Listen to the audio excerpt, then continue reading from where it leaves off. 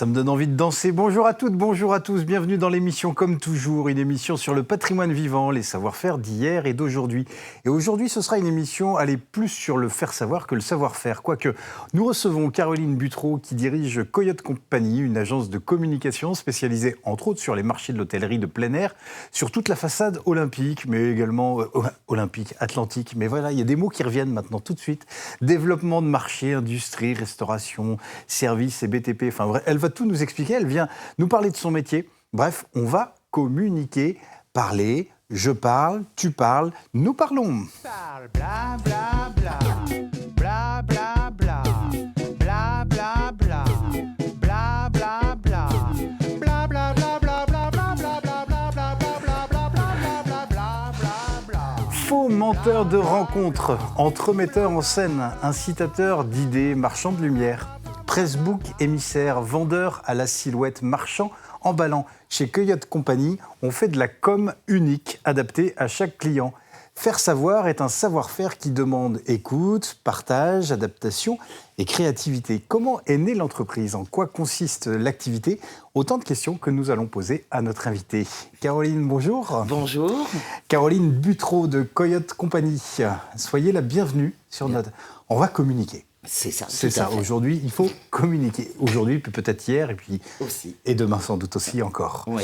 Avant de nous lancer dans le sujet, Caroline, permettez-moi de vous présenter alors deux communicants hors pair.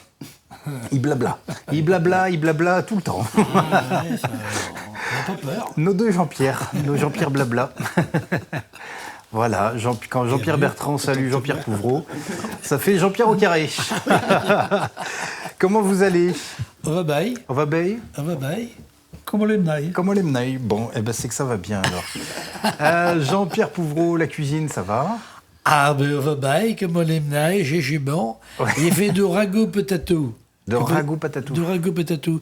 On est en période de crise. Bon, les pommes de terre nouvelles de Noirmoutier débarquent, évidemment. Oui. Et donc, profitons-en pour faire des recettes simples, goûteuses et pas chères. Ma grand-mère était charcutière, tout le monde le sait maintenant. Ouais. Et donc, elle prenait avec des produits. Donc, il y avait du cochon à la maison, voilà, des pommes de terre. Et donc, elle en faisait profiter un petit peu les invités qui passaient devant chez elle. Voilà, de ragoût patatou. Dites-moi, les lunettes, le nœud papillon, vous êtes un bon communicant. Vous passez bien à l'image, on ne vous oublie pas, Jean-Pierre. J'ai toujours joué la différence. Ah. Dans tous les domaines. La différence pour éviter l'indifférence. Oui. Ouais. Ouais, dans tous les domaines. D'ailleurs, si je suis... ça me dérange si j'ai pas ma façon à moi de m'exprimer, d'être, d'innover. Voilà, enfin, tu me connais, hein, Caroline. Ouais. Voilà. Voilà, donc c'est ma... Voilà, c'est votre signature. Inconsciemment, oui. Ouais. Parce que je suis un hyper timide au départ. Et donc, pour contrer ma timidité, j'ai toujours joué de l'excès en sens inverse. Et après, je me redécouvre moi-même quand je suis plus timide. Alors, on pourrait consacrer une émission à Jean-Pierre Pouvreau. Je pense. Ça viendra, Jean-Pierre. Patientez. Tu me bien, là, tu me dis chaud. Merci, Jean-Pierre. Et puis, vous allez donc nous parler d'une petite recette. Ah oui, le ragoût patatou. Le ragoût, voilà. Ben oui, vous me l'avez dit. Le ragoût patatou. Voilà. Très bien. Un basique. Facile à faire, facile à reproduire, facile à enseigner aux enfants et aux amis, aux voisins, aux voisines. Eh ben, on verra ça dans un instant. Jean-Pierre Bertrand, la communication, c'est un sujet aussi vieux comme Hérode. Communiquer sur ce qu'on fait, sur ce qu'on... Et tout était à base de cette communication directe entre des individus. Aujourd'hui, il y a des appareillages, il y a toutes sortes de choses. Oui.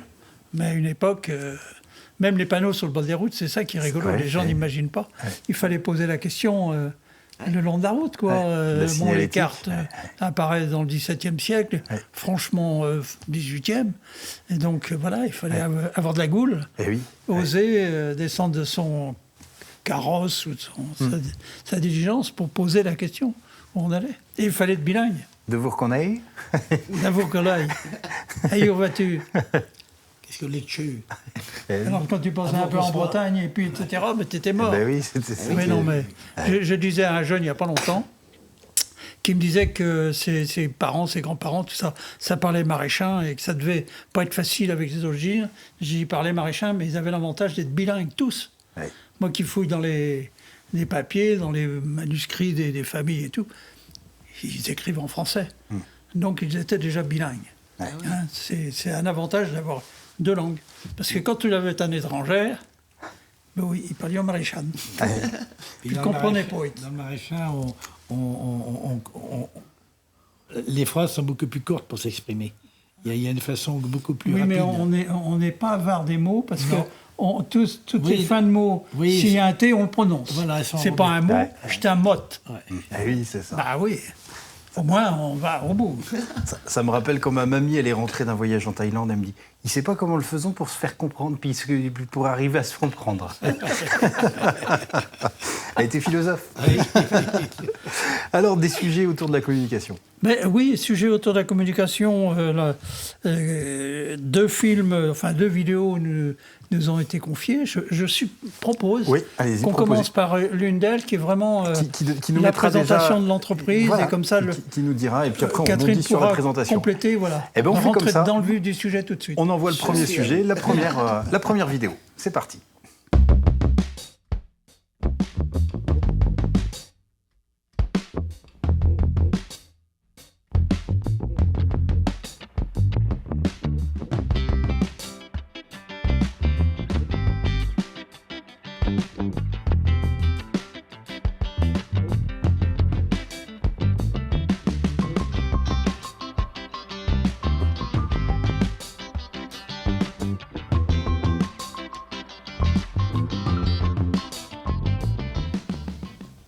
Ah ben voilà, Voilà, le c'est sujet est lancé.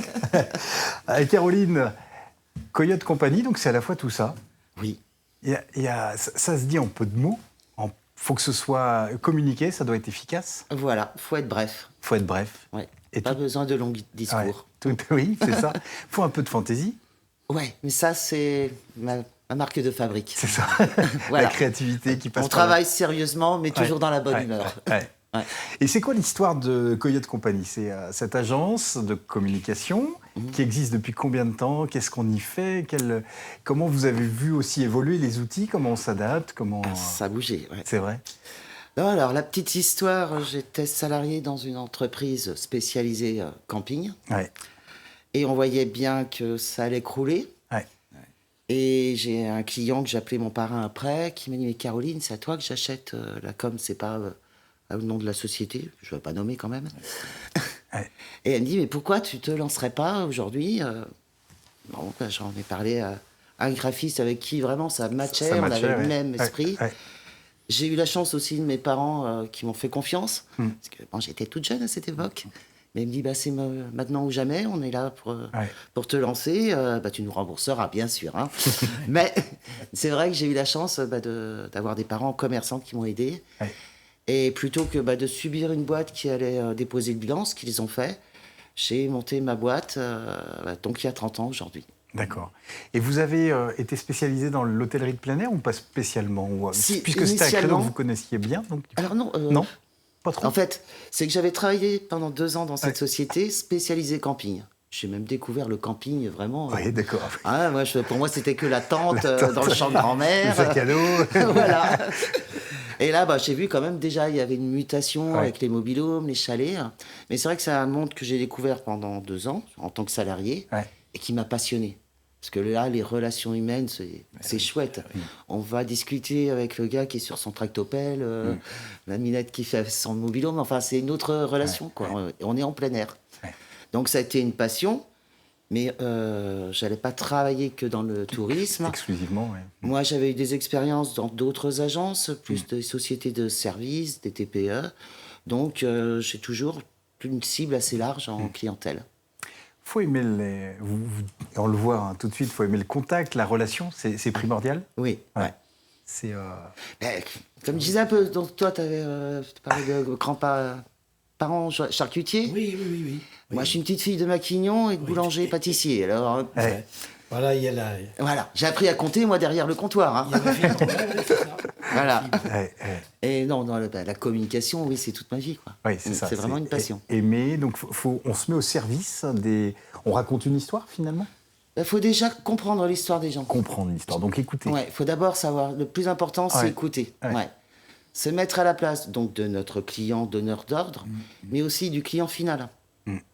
Parce que souvent, on a tendance à écouter que le client donneur d'ordre, alors qu'il faut jouer le client lambda. Ah oui, qui ne connaît pas, où le pH est neutre, et du coup, l'info doit passer, quoi. Puis il faut être curieux, il faut aller chercher les informations, voir ce que font les autres, des produits similaires. C'est pour ça que c'est enrichissant, chaque client est différent, et à chaque fois, on en sort enrichi, parce qu'on découvre des métiers, quoi. Faut être créatif. Ah oui. Parce qu'il y a un côté spectacle, enfin, je parlais d'entremetteur en scène, mais évidemment, il y a un sens du rythme, on le voit bien sur le clip de présentation. Il y a souci de l'efficacité, du rythme, de la facétie et de la fantaisie. On fait un peu le même métier que vous, quelque part. C'est ça. Voilà. Caroline. Non, pas encore. Peut-être à la retraite, comme eux. On finira ensemble. Vous allez venir chroniquer. Ouais, pourquoi pas. C'est drôle. Écoutez. Oui, c'est ça, de raconter des histoires, mettre en avant, mettre en relief. Ouais, d'ailleurs, c'est mon slogan aujourd'hui sur toutes mes plaquettes. Et si on racontait votre histoire? C'est ça. Ouais. Et c'est quoi une bonne communication? Alors, c'est celle qui touche le maximum de gens? Ça se joue au quantitatif ou... Après, chacun son ressenti. Tout dépend si c'est une communication pour, en interne, par exemple, pour avoir une bonne cohésion d'équipe. Si on a la cohésion d'équipe, on voit que ça revient. C'est la meilleure récompense. Après, pour certains, c'est le nombre de dollars. Après, c'est la reconnaissance aussi, la notoriété. Chacun a une stratégie de communication, on définit ensemble leurs demandes et on opte, on trouve les différents canaux de distribution pour les satisfaire. C'est le sens aussi de la formule, de la phrase, la punchline. La communique. Ouais, c'est ça. C'est ça. Mais chaque client est unique, c'est ce que je dis. Est unique. Donc du coup, il faut trouver les mots pour mots, mettre en les avant la outils. singularité, les outils. Puis respecter son identité. Parce que c'est pareil, quand vous discutez avec quelqu'un, il va dire « moi je pense que je suis comme ça ». Et en fait, en grattant, non, votre image, c'est pas ça. C'est pas ce que vous renvoyez. Voilà. Et ça, c'est important. Donc, pas toujours facile à accepter non plus. Oui. Mais c'est notre rôle, de toute façon, c'est en communiquant. On vous trouve les forces et les faiblesses de chaque personne. Ça fait vraiment penser à un travail de metteur en scène qui se met à disposition des acteurs ou des comédiens pour magnifier je l'avais pas vu comme ça, je vous sais avez pas, raison. Je dis ça, je dis rien. Si. Et alors, vous parlez d'une équipe, on a vu quelques visages, Coyote Company, vous êtes nombreux Alors non, on est une toute petite boîte. En fait, aujourd'hui, nous sommes 3 permanents, mais je travaille avec beaucoup d'indépendants. C'est ça. Parce que chacun a ses compétences. Voilà, on parlait normalement pour la vidéo. J'en ai certains vidéastes qui savent beaucoup travailler l'humain, les émotions, le travail des mains. L'autre, c'est plus le bling-bling, le spectacle, les vieilles charrues. Voilà. Donc, à chaque fois, suivant les besoins des clients, j'ai un panel de partenaires. Et ce qui est important aussi, c'est que j'ai toutes les générations. D'accord. Voilà. J'ai les petits ados jusqu'à ma petite mamie Marie-Jo, que j'adore, qui est à la retraite, mais qui a les compétences de relecture, de règles typographiques, qui vient travailler avec nous et qui, pour les besoins des clients, c'est important. Parce qu'il y a le ressenti de chaque génération. Complètement. Bien sûr. Voilà. Si on parle de Popeye, moi, les petits gamins, qu'est-ce qu'ils me racontent? Qui sait, celui-ci? Mais ce qui peut être important, un bon support dans la communication, pour certains... Pour s'adresser à une population. Il y a un côté chef d'orchestre, en fait. Vous travaillez et puis vous on essaie de faire le Rubik's Cube tous ensemble. Et que la mayonnaise prenne. Oui. Eh bien, à propos de mayonnaise... Tiens, voilà. Oui, je sais, c'est une transition un petit peu... À propos de mayonnaise, on va passer à table avec notre ami Jean-Pierre Pouvreau. Avec Caroline, on a collaboré très très longtemps ensemble et on faisait toujours la carte de l'interrogation, du mystère. On avait fait le plus grand document du monde, tu te souviens, qui faisait 1,50 m de long. Et en communication sur les salons, je m'étais traîné au milieu du passage. Et les gens marchaient dessus, puis j'arrivais, ils disaient « Excusez-moi, je peux récupérer ». Voilà. D'accord. Voilà, c'est toujours sur le ton de l'humour, avec une accroche qui, après, il faut concrétiser, quoi. Oui. Hein? Autrement, mes premières communications, elles étaient toutes en patois. Donc les gens ne comprenaient rien. Donc quand ils ne comprenaient rien, je leur expliquais. Et donc, ça y est, j'avais le truc. Après, j'ai communiqué avec mes lunettes. Mes lunettes, mais qu'est-ce que... Voilà, toujours susciter l'interrogation, quoi. Qu'est-ce que c'est? Mais qu'est-ce que c'est? Quand j'étais en sabot avec de la paille dedans, forcément, ça interpelle. Voilà, mais c'est vieux maintenant. il y a 35 ans. Moi, mon banquier m'a dit que tu n'avais pas d'autre moyen que de te mettre avec les sabots. Ça, c'est vrai. Mais ça, c'est vrai. Mais comment faire d'une faiblesse une force? Ça, c'est vrai. De la paille volée aux voisins. Oui, ça, c'est vrai. C'est vrai parce que, oui, il y a Pas non plus... Est-ce une émission Jean-Pierre Pouvreau? On ne sait pas trop. C'est Coyote qui a été très, très efficace dans notre collaboration en permanence. Donc, quand vous aviez le pouqueton. Ah oui, bien c'est sûr. ça. Bien sûr. Ah oui, mais vraiment. Oui, j'imagine que deux personnalités comme vous, ça devait bien matcher. Ouais. Ah oui, et puis elle me laissait m'exprimer, elle me disait, c'est pas vrai, tu vas pas faire ça. Si, on va mais le faire. Oui, parfois je le calmais quand même. Oui, J'ai essayé. c'est ça. Oui, Canaliser les J'ai essayé. Canaliser le génie créateur. Ouais, mais ça faisait une belle mayonnaise. Comme Ça faisait une belle mayonnaise. Alors, vous nous en parlez de la mayonnaise Alors, ou pas? le ragoût, revenons à nos recettes de base, belles et pas chères. Oui. Voilà, c'est ce qui est assez important à l'heure actuelle. Hein? Bon, des pommes de terre de Noirmoutier si possible, enfin des nouvelles.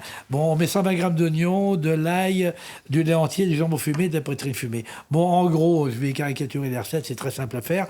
On fait tomber dans le beurre moussant le jambon fumé, la poitrine, on rajoute l'oignon et l'ail. Une fois que tout ça au la rosineille, comme on dit, on rajoute les pommes de terre. On farine l'ensemble avec une cuillerée de bonne farine bio, si possible. Et ensuite, on met le lait dedans et on fait cuire tout ça au four pendant 1 heure. Ça fait une espèce de ragoût patatou, voilà. Vous pouvez mettre des restes de poulet, si vous voulez, dedans. Avec les pommes de terre, la crème et le goût du jambon, tout est bon. Donc, c'est une recette qui est inloupable et vous faites ce que vous voulez. Si vous avez des restes de fromage, autrefois, c'était pas une région à fromage chez nous, il n'y en a pas beaucoup. Maintenant, il y en a. Bon, vous pouvez rajouter du fromage dessus et puis en manger pendant un repas, 2, voire 3. Et même, vous pouvez inviter les voisins. Avec du pain rassis. Avec du pain. Non, mais si c'est pas du pain rassis, ça vaut rien. Le seul pain qui a du goût, c'est le pain rassis. On pourrait vous appeler Et Monsieur ça ne moisit Parassi. pas. Et qui moisit pas. Oui, c'est quand même. Mais moi, à la maison, je mange du pain qui a 1 mois, qui est rassis, puis qui ne bouge pas, qui est enveloppé dans un lin, et là, on a vraiment un goût de pain. On retrouve le goût de la farine et le vrai travail du boulanger. Moi, je soupçonne que vous êtes un lobbyiste, en fait. Mais j'en ai parlé à des talmiers, une association de talmiers, une confrérie, et je leur dis, mais quoi? Le gars me dit du pain rassis. Ah ben si ça c'est pas mal. Vous représentez les talmiers d'Anjou, vous connaissez pas le pain rassis, mais c'est la base de la communication du pain. Le pain tendre, il n'a pas de goût. Ah ben oui, vous avez raison, si vous venez à notre chapitre, il dit, vous en parlerez. Ah ben moi, c'est pas un problème, j'en parle depuis 30 ans. Jean-Pierre Bertrand, je vous interdis maintenant de lancer sur le pain rassis. J'avoue que j'ai fait exprès. Ah ouais. Ah, l'équipe. Il mord à l'hameçon. Hein. Et il a mordu. Il a mordu. En fait, votre chronique, elle s'appelle « À table », mais on aurait pu l'appeler « Parassi ». Peut-être qu'en termes de com', c'est moins accrocheur. Ouais, mais non, là, je suis pas d'accord. Parce que les gens ne connaissent pas. Allez, Encore le mystère. Poursuivez, monsieur Pouvreau, poursuivez. Ça y est, j'ai fini. Ah, vous avez fini? Ah oui, non. Eh ben, merci. Oh, mais quelle émission. Caroline, je me tourne vers vous. Donc, Coyote Company, plus de 20 ans d'expérience. 30. Hein, c'est 30, pardon. Donc, plus de 20 ans. J'imagine que vous avez vu évoluer les moyens de communication, les outils. Qu'est-ce que vous proposez aujourd'hui et comment vous avez géré justement ces nouveautés? Comment on les intègre? On a la chance d'avoir encore plus de supports de communication. Ouais. Mais on les utilise tous et suivant les besoins, toujours suivant la cible de clientèle. Il y a une clientèle qui aura toujours besoin, on parlait de sa carte pour rouler. Donc le papier n'est pas complètement mort. On l'utilise aussi de manière détournée. On utilise de la signalétique, mais aussi, là, on essaye de faire du durable de plus en plus. Les réseaux sociaux, c'est très bien, c'est important. C'est là où on travaille, ce qu'on vous a montré un petit peu. Donc, on fait beaucoup de motion design, qui est le mariage de la vidéo et du dessin. Et du dessin, Voilà, pour capter les gens. On continue avec des objets insolites, originaux. Ouais. On utilise tous les canaux, suivant les besoins et puis les budgets aussi, quoi. Et aujourd'hui, quel regard vous portez? On a l'impression qu'on communique, enfin on a tous les moyens pour communiquer. Et est-ce qu'on communique mieux? Et là, je pense de particulier à particulier. C'est vrai que les supports se sont multipliés. Avec ces engins-là, on a l'impression qu'on peut avoir le monde à ses pieds en 2 secondes. Est-ce que pour autant, on communique mieux? Vous avez 3 heures. C'est ça, Mais là, je pense que on pourrait faire vraiment un débat, chacun son avis. Oui, c'est très bien ces petits engins-là, mais c'est vrai que ça tue la communication humaine, quoi. Et avec plein de soucis d'interprétation, on en parlait encore tout à l'heure au restaurant. Un SMS, on n'a pas les intonations de la voix. Non. Ouais. Et ça peut causer beaucoup de litiges, par exemple. Et le Covid a fait du mal aussi. Donc les gens ont compris qu'il fallait revenir quand même à l'humain. Enfin, je parle notamment pour ma boîte. Moi, ma force, c'est que je suis sur le terrain. C'est ça. Et aujourd'hui, j'ai récupéré pas mal de nouveaux clients parce qu'ils m'ont dit, voilà, les commerciaux ne veulent plus venir. Et c'est que des visioconférences. Ça ne nous va pas. Moi, j'ai des produits comme le textile. Les gens, ils ont besoin de toucher. Le bois, faut toucher les matières. Donc moi, ma force, c'est le dialogue. Comme je vous ai dit, j'aime le dialogue. Donc oui, c'est très bien, tous ces supports, on les utilise, mais restons à la parole. C'est comme si on supprimait votre émission. C'est dommage. Donc il n'y aura pas ces intonations, ces coups de fou rire que vous nous avez apportés. Votre patois, vous l'écrivez, le patois, ça n'a pas le même impact. Non, c'est sûr. C'est sûr. Donc pour tout, il y a les forces et les faiblesses des nouveaux outils. Jean-Pierre Bertrand, peut-être un regard sur l'histoire et un bond dans le passé, c'est de bouche à oreille avec votre chronique. Alors, on va plutôt s'appuyer sur une vidéo où justement tous ces outils dont on vient de parler sont démontrés. C'est concret, avec toutes les séquences que vous avez pu filmer ou photographier lors de vos travaux. C'est très concret. Sur le passé, je pense que sur le côté communication, on était dans un autre monde où tout était forcément la parole. Les écrits, on n'oublie pas que l'école obligatoire, c'est 1846.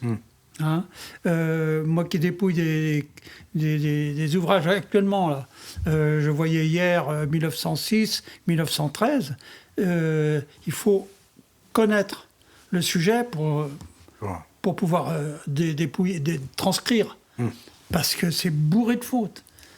Et on voit bien que ces gens n'étaient qu'une société de parole. D'oralité. Donc on n'a pas grand-chose. Alors évidemment, moi je parle au moins avant le XXe siècle. Avec le XXe siècle, on voit apparaître des premières publicités sur les murs et un peu partout. Ça se démocratise. Bon, les affiches, à une époque, les affiches, c'était le top. Et puis les plaques émaillées, là, il y en avait partout, etc. Mais voilà, aujourd'hui, la société fait qu'elle ne veut plus voir cette pollution visuelle. Donc vous êtes en conséquence de ça, ces changements de comportement. Et s'il y a un milieu qui bouge, c'est bien la communication.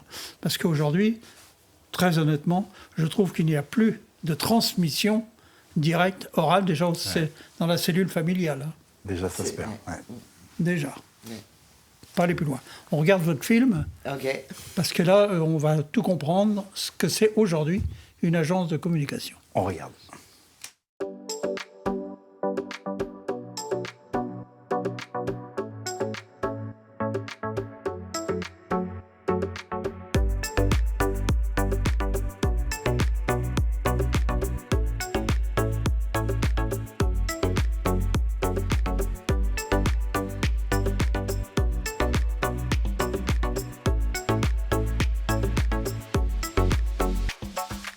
All I want